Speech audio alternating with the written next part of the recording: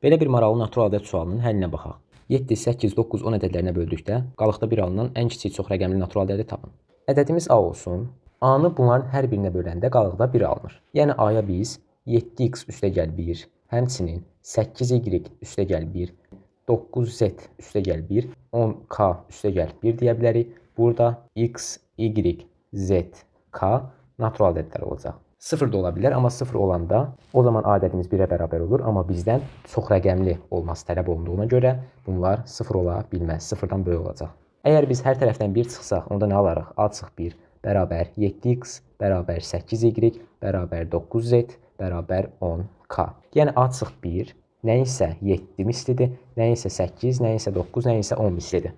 Yəni A-1 ədədimiz 7-yə, 8-ə, 9-a və 10-a tam bölünür. 7, 8, 9, 10 ədədinin bir natural misli olan ən kiçik ədədi tapmaq üçün də biz əkobdan istifadə edəcəyik. Yəni biz əkob 7, 8, 9, 10-u hesablayacağıq. Hesablamağa çalışsaq 7 bərabər 7 kimi yazaq. 8 bərabər 2 vur 2 vur 2, 9 bərabər 3 vur 3, 10 bərabər 2 vur 5. Ən böyük 10-u götürsək, 10-da olmayan 2 dənə 3 vuruğu var. Sonra 10-da bir dənə 2 vuruğu olduğuna görə yerdə qalan 2 dənə vuruğu da ona əlavə etmək lazımdır. 7 vuruğu olmadığına görə bir dənə 7 vuruğunu da əlavə edirik. Yəni bizim əkobumuz nə olur? 10 vurulsun, 3 vurulsun 3, vurulsun 2 vurulsun 2, vurulsun 7-yə bərabər olur. Yəni 70 vurulsun 36.